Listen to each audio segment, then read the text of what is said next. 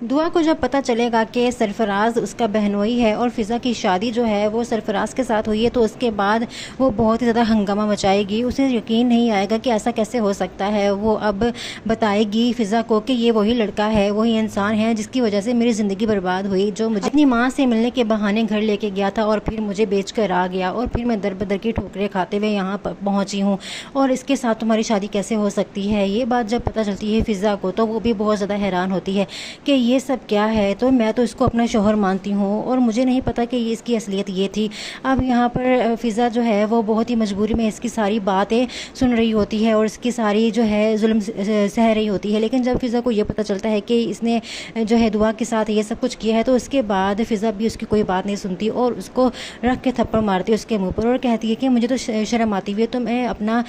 शौहर कहते हुए शर्म आ रही है, तुम कैसे शौहर हो, कैसे इंसान हो, मैं तुम्हें अपना शौहर नहीं मानती। तो अब यहाँ पर ये बात जब पता चलती है नौशेरवां को कि ये सरफराज ही है वो इंसान है जिसकी वजह से दुआ जो है वो इस मुसीबत में पहुंची, तो वो कहता है कि बस मुझे इजाज़त दो तुम, मैं इसका जो है सत्यानाश कर दूंगा और मैं इसको बताऊंगा कि तुम्हारी ज़िंदगी बर्बाद करने का क्या मतलब बनता है। लेकिन यहाँ पर वो कहती है दुआ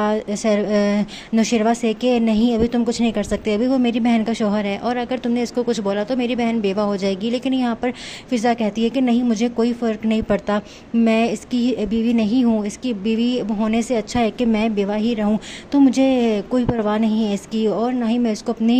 इसको अब जो है अपना शौहर मानती हूँ और मैं इसका जो है बदला लेना चाहती हूँ, जो कुछ इसने तुम्हारे साथ किया और फिर मेरे साथ करता रहा, और मैं जो है इससे छुटकारा चाहती हूँ। अब ये सारी हकीकत जो है वो दुआ के घर वालों को भी पता चल जाती है और उसके बाद उसके बाप को एहसास होता है कि वाकई उसने इतनी बड़ी गलती की जब दुआ घर पे आई थी, और मुझे उसको अपना लेना चाहिए था, ना कि उसको धक्के देके घर से बाहर निकाल दिया। और ना उस दिन ये धक्के देके दुआ को घर से बाहर निकालता तो ना जो है दुआ आज इस हालत में होती। तो यहाँ पर जो है दुआ का बाप उससे माफ़ी मांगेगा और कहेगा कि मुझे माफ़ कर दो,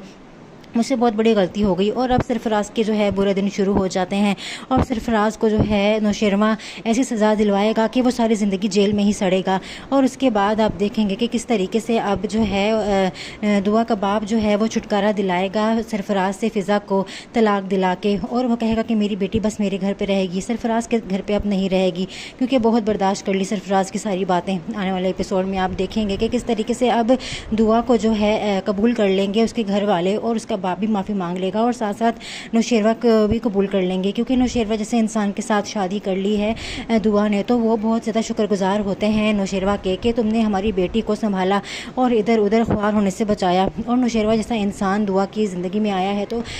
वो बहुत ही ज़्यादा खुश नसीब है। इसलिए अब यहाँ पर दुआ के घर वाले नौशेरवा और दुआ की जो शादी है उसको कबूल कर लेंगे। और आगे आने वाला एपिसोड जो है बहुत ही इंटरेस्टिंग होने वाला है, क्योंकि सरफराज को तो जेल हो जाएगी, उसको बहुत ही लंबी सज़ा मिलेगी। अब फ़िज़ा भी सुकून का सांस लेगी अपने घर में और अपनी टीचिंग करेगी। आने वाला एपिसोड देखने के लिए चैनल को सब्सक्राइब करें।